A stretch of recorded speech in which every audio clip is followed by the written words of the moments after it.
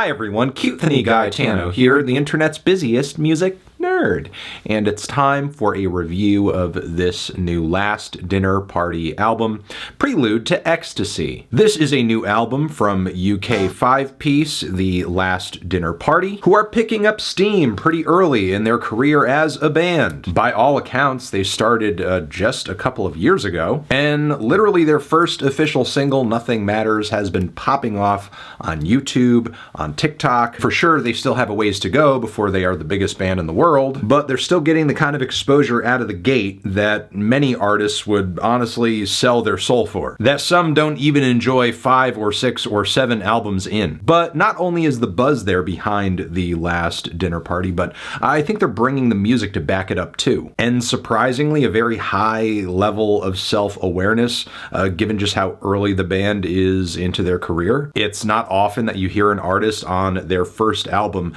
knowing exactly what they want to do, exactly the sound they want to attain, and just executing it, just doing it. And doing it across a track list that sounds engineered to impress, with a grand and orchestral intro, a big finish, a thoughtful little interlude cut too, then pretty much all killer no filler when it comes to the record's core songs, which are bringing style and class, strong production and writing, a lot of dramatics and theatrics too, which brings me to the sound of this album. What does this record sound like? Well, I think it's a masterfully music nerdy combination of several different things. First off, we have some of the more whimsical aspects from the music of Kate Bush and Susie and the Banshees, but condensed down enough so that a pop audience will dig it. We also have a knack for hookiness and bright vocal harmonies that feel lifted straight out of the ABBA playbook. In addition to this, the over-the-top camp of UK new romantic synth pop from the 80s. Also the glam rock pomp of artists like Bowie and Blondie, a few classic girl group motifs too. And there you have most of the basic building blocks for The Last Dinner Party's musical DNA. Then finally add into the mix producer James Ford, who's worked with a variety of different artists over the years, but specifically some that have a lot of overlap creatively with The Last Dinner Party, like Ceremonial's era Florence and the Machine, as well as Haim. Ultimately, all these elements create a sound that is familiar, it's tried and true, but simultaneously refreshing for the era we're currently in. It's like if you could take frilly gowns and powdered wigs and bustiers and make them rock. Now, this vibe is often reinforced by the lyrics on the record too, which very much deal in femininity, masculinity, blurring gender lines, blurring gender roles. Probably some of the best stuff we could retrospectively copy and paste over from the glam era into today. But despite glam being as feminine as it was in spirit, very little of it was actually written from a feminine perspective, which gives The Last Dinner Party the ability to write not just about sex, but sexism with crushing conviction, and they do. But above all else, this record is just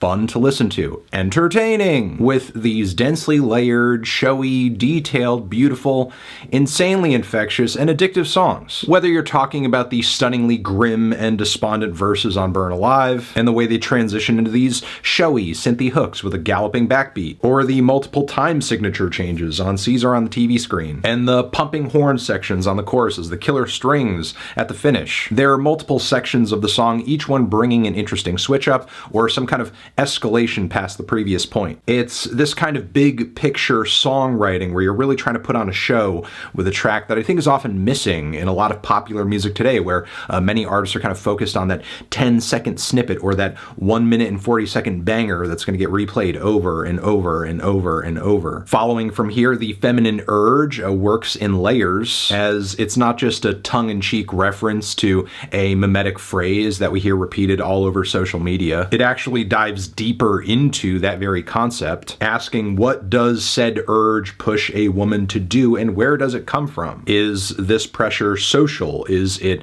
biological? Is it something that's handed down through generations? Meanwhile, the song On Your Side comes right after, which to me is an example of just smart narrative sequencing, as this track openly states things like, wish I didn't want you, wish I could do without this blood on my face, but then immediately after succumbs to this urge to nurture nurture, to attend to support emotionally, even if the dynamic in question here is toxic and honestly, for the purposes of the storytelling here, probably tragically portrayed. Meanwhile, Beautiful Boy explores feelings of gender envy and reflects on social restrictions imposed by virtue of being a woman, catching the counterpoint in mid-air, citing, the supposed power women have through their hips, through their sexuality, through red lips, stuff like that, but then asks in response, what use is that in a context beyond vision or in a violent context when you're, as the song says, faced with something sharp? The super powerful, repetitious,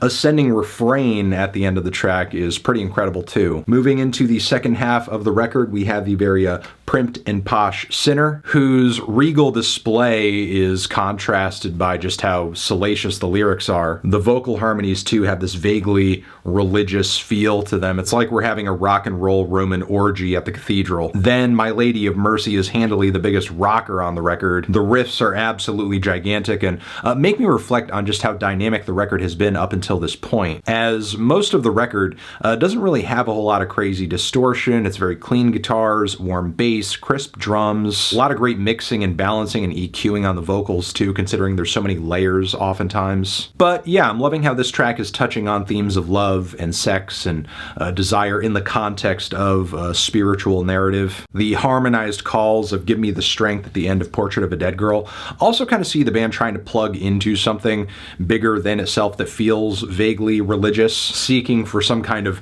higher power to intervene. The band also saved some of the best for last on this LP, placing Nothing Matters toward the very end of the album, which I kind of see as like really the crown jewel of the record, the band's first single. It's a bona fide hit with a show-stopping chorus, touches of harp, and it's just a powerful anthem, really about getting lost in the thrill of it all. Meanwhile, Mirror, the closing track, is a bit of a Lana Del Rey-esque meta moment of self-reflection that talks about attaining fame, performing agony and suffering for the sake of attention and theatrics and success in the entertainment industry, which the first full song on the record also deals in. So in that way, the record becomes almost like a mirror, because we're circling back to one of the first themes of the record at the very start. And then that also kind of ties into the greater narrative of the LP and the creation and dissemination of art itself, likening the music on this record to a mirror that the audience gazes into and kind of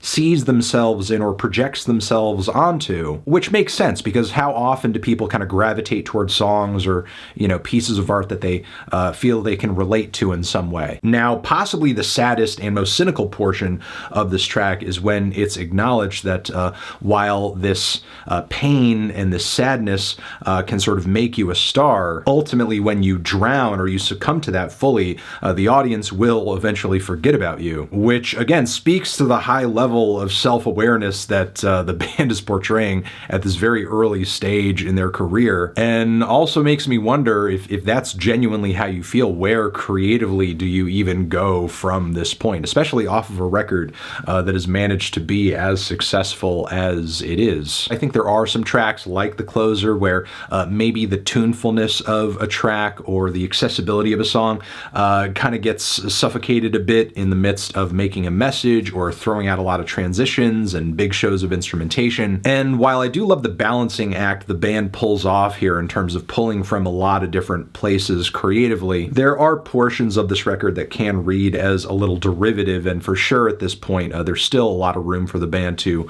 grow and kind of come into their own and define these sounds and ideas in a way that feels more specific to them. With all of that being said though, The Last Dinner Party is surely much further ahead than a lot of groups are on their first full length, and it's a great one that is for sure going to be one of my favorites of the year. Feeling a strong 8 on this record. Transition, have you given this record a listen? Did you love it? Did you hate it? What would you rate it? You're the best, you're the best. What should I review next? Hit the like if you like. Please subscribe and please don't cry. Hit the bell as well. Over here next to my head is another video you can check out. Hit that up or the link to subscribe to the channel. Anthony Fantano, The Last Dinner Party, forever.